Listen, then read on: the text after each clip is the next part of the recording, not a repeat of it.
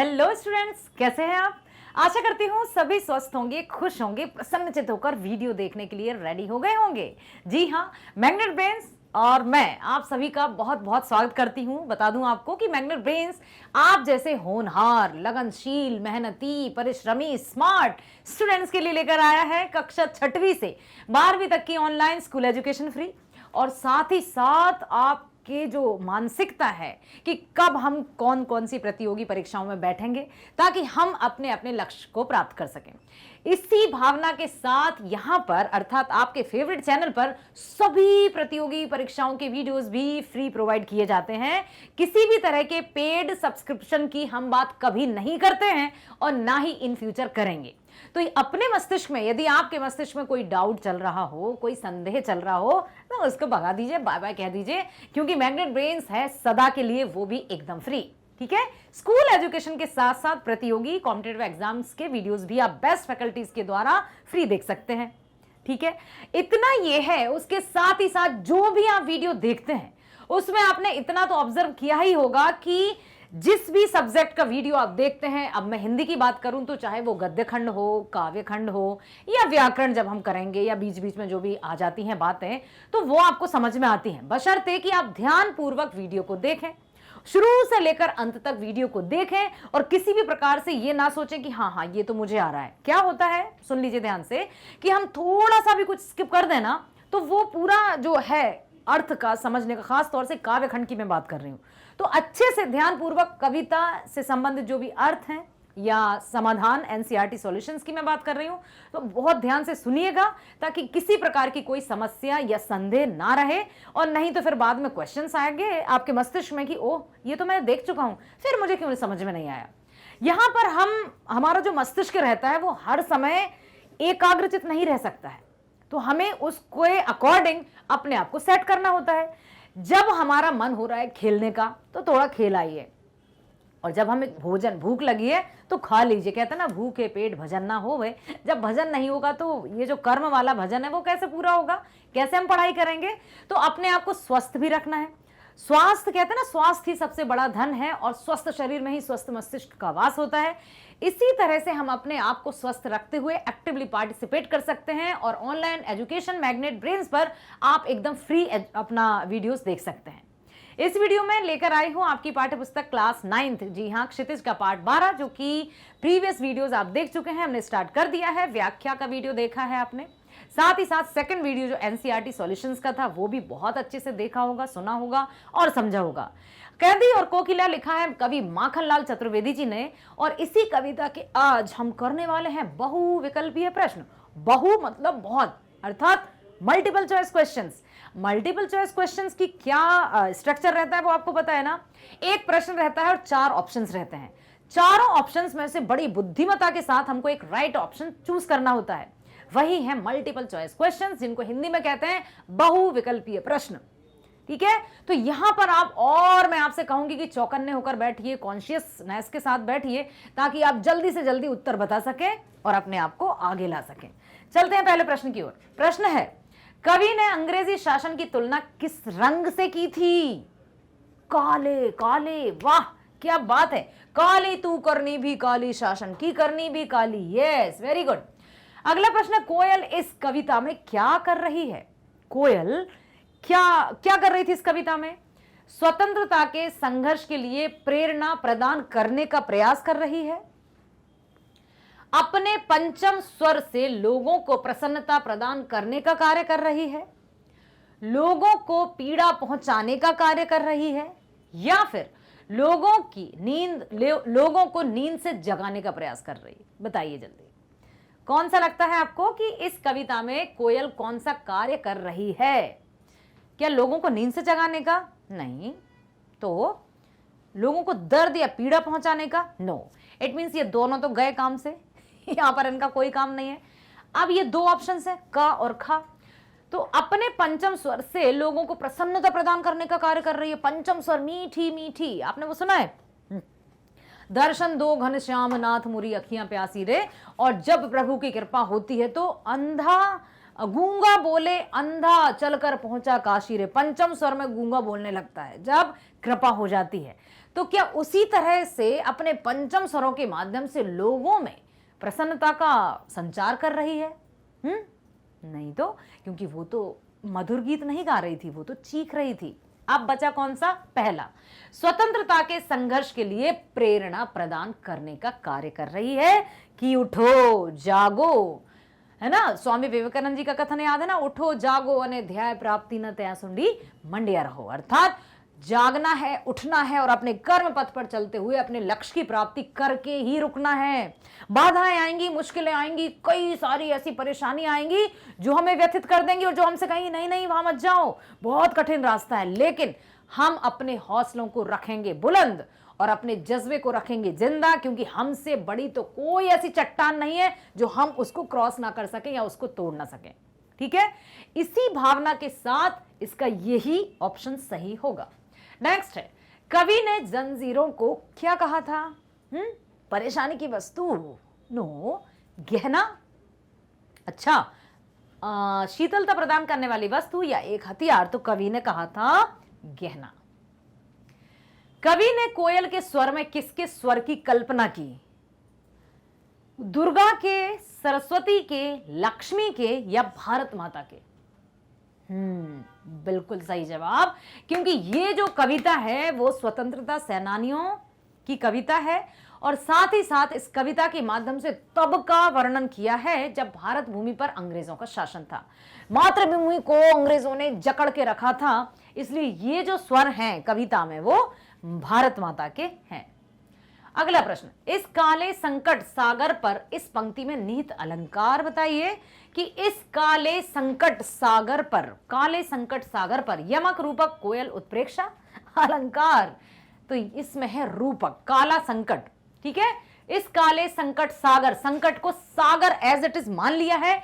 और रूपक अलंकार की एक और पहचान होती है कि उसमें अक्सर योजक चिन्ह बीच में रहता है। योजक चिन्ह समझते हैं ना आप, ये वाला चिन्ह, हाँ, जिसको योजक चिन्ह कहते हैं, वो रूपक अलंकार में उसकी पहचान होती है। तो यहां पर रूपक अलंकार है। अगला प्रश्न देखते हैं, कैदी और कोकिला कविता में अपनी बात कहने के लिए कवि ने किसको माध्यम बनाया है? तो कोयल को। बिल्कुल सही जवाब, बिना ऑप्शन पढ़े आपने बताया। अगला प्रश्न, मृदुल वैभव की रखवाली सी कोकिल बोलो तो पंक्ति में निहित अलंकार। मृदुल वैभव की रखवाली सी कोकिल बोलो तो, जहां सी सा के जैसा सम आता है वहां उपमा अलंकार होता है। कैदी और कोकिला में कवि की भाषा कैसी है? संस्कृत निष्ठ, बोलचाल की खड़ी बोली, अवधि भाषा या परंपरागत भाषा? बताइए किस तरह की भाषा का प्रयोग किया है कवि ने? संस्कृत निष्ठ, एकदम संस्कृत निष्ठ उच्च कोटि की या क्लिष्ट शब्दों का प्रयोग, या बोलचाल की खड़ी बोली का प्रयोग किया है, अवधि का प्रयोग किया है, क्या किया है? बोलचाल की खड़ी बोली का प्रयोग। माखनलाल जी की कविताओं में किस स्वर की प्रमुखता होती है? बताइए, देशभक्ति की, श्रृंगार की, ईश्वर भक्ति की या हास्य भक्ति की? तो होती है देशभक्ति की। आप इनकी अक्सर जब भी रचनाएं पढ़ी होंगी, आपने माखनलाल चतुर्वेदी जी का नाम तो सुना ही होगा। माखनलाल चतुर्वेदी यूनिवर्सिटी भी है, विश्वविद्यालय, ठीक है। तो इनकी जो भी रचना है अक्सर देशभक्ति से ओतप्रोत रहती हैं। आप सुनिए ना, आपने सुना है ना, मतलब देखा है ना कि प्रीवियस वीडियो में कि इनका जन्म स्वतंत्रता प्राप्ति से पूर्व हुआ था और उसी समय की इनकी रचना है, तो बिल्कुल देशभक्ति से संबंधित है। क्योंकि इन्होंने देखा था मोहन के व्रत पर यहाँ मोहन का क्या आशा है? मोहनदास करमचंद गांधी। निम्नलिखित में से कौन सी रचना माखनलाल चतुर्वेदी जी की नहीं है?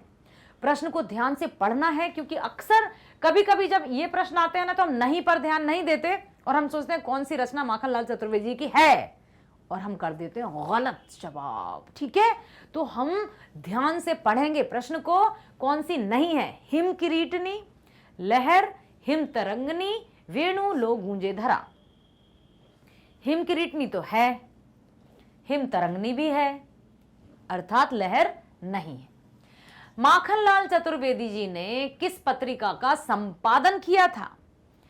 सरस्वती, वीणा, प्रभा या तारिका? तो उन्होंने किया था प्रभा पत्रिका का संपादन। ठीक है, सुनिएगा, एक एक प्रश्न को आपको ध्यान से देखना है और हर एक ऑप्शन पर एकदम पैनी नजर जमा के रखनी है, ताकि हमसे गलती से भी कोई गलती ना हो जाए और हम भूल कर भी कोई गलत उत्तर टिक ना कर दें। बहुत ध्यान से देनी होती है जब भी वस्तुनिष्ठ या बहुविकल्पीय प्रश्न आते हैं। प्रतियोगी परीक्षाओं में अक्सर वही आते हैं, ठीक है।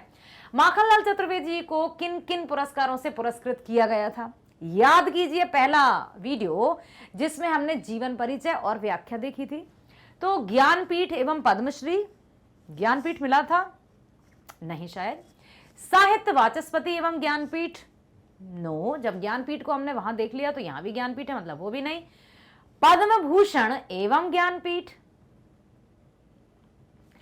पद्म भूषण एवं साहित्य अकादमी, यस हो सकता है। तो यहां ज्ञानपीठ यहां भी है, ज्ञानपीठ यहां भी है, ज्ञानपीठ यहां भी है, मतलब ये तीनों तो नहीं थे, क्योंकि पहला ही था कि हाँ ज्ञानपीठ तो नहीं था। अब जब ज्ञानपीठ जितनों में आएगा वो नहीं था, तो पद्म भूषण एवं साहित्य अकादमी पुरस्कारों से पुरस्कृत किया गया था। कोल्हू की चर्रक चूं की आवाज कवि के लिए क्या है? परेशान करने वाली बात, आनंद की बात, जीवन की तान या मधुर संगीत? कोल्हू की चर्रक चूं, जीवन की तान, गिट्टियों पर उंगलियों ने लिखे गान।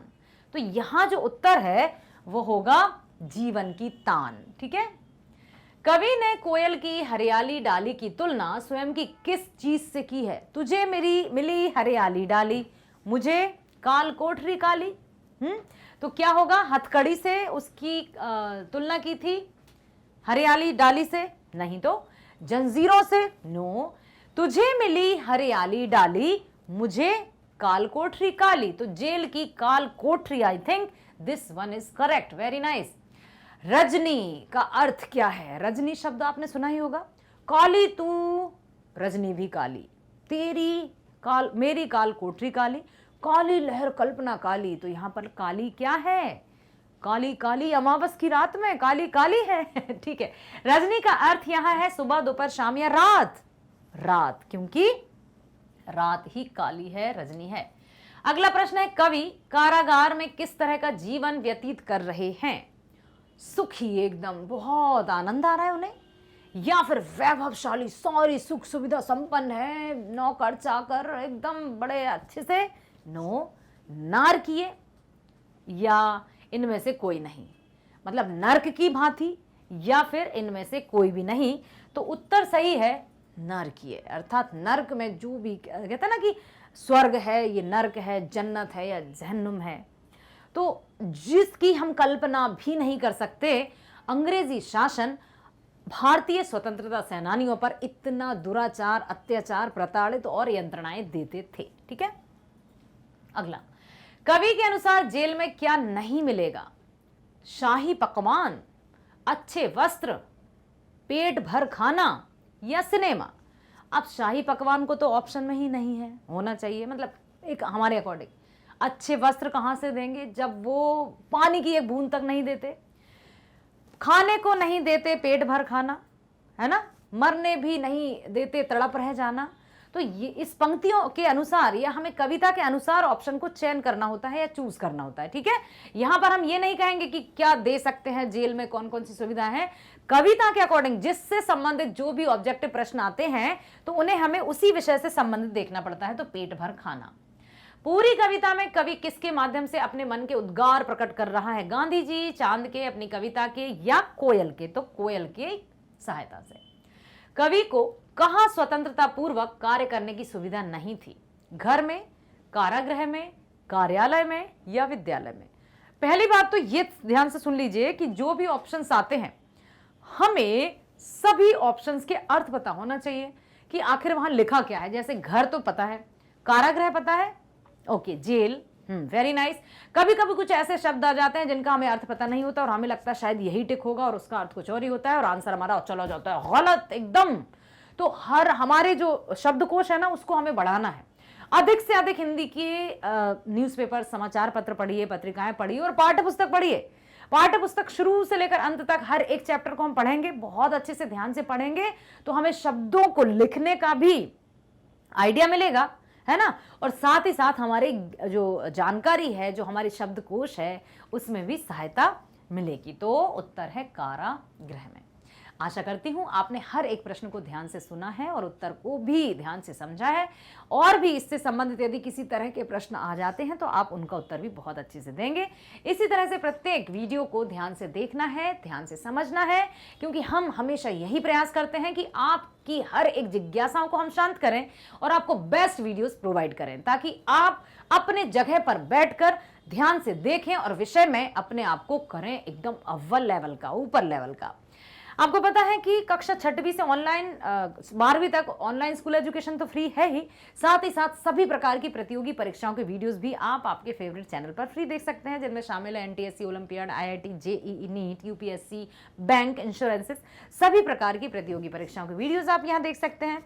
और एक बात बता दूं कि आप अपनी क्लास के जो सब्जेक्ट के वीडियोस हैं वो हिंदी मीडियम और इंग्लिश मीडियम दोनों में देख सकते हैं, जैसे विज्ञान, गणित, सामाजिक विज्ञान हिंदी मीडियम में भी देख सकते हैं आप, ठीक है। और हिंदी तो हिंदी ही रहेगा।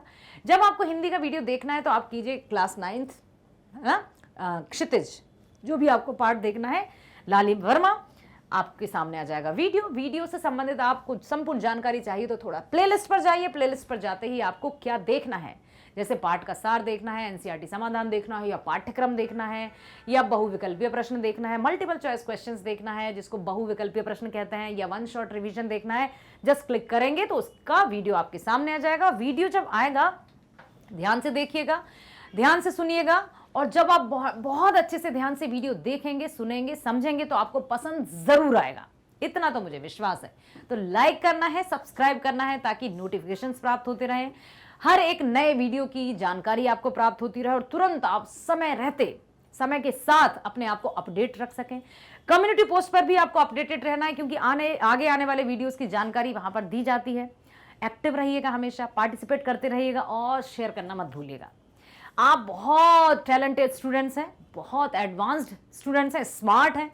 हमें पता है कि आप सोशल मीडिया में एकदम नंबर 1 हैं, तो इसी तरह से हमारे साथ जुड़े रहिए, क्योंकि मैग्नेट ब्रेन्स भी है भारत का नंबर 1 प्लेटफॉर्म जो देता है कक्षा 6वीं से 12वीं तक की ऑनलाइन स्कूल एजुकेशन फ्री के साथ साथ सभी प्रकार की कॉम्पिटिटिव एग्जाम्स के वीडियोस भी। मिलते हैं अगले वीडियो में। स्वस्थ रहिए, खुश रहिए, bye bye, thank you so much.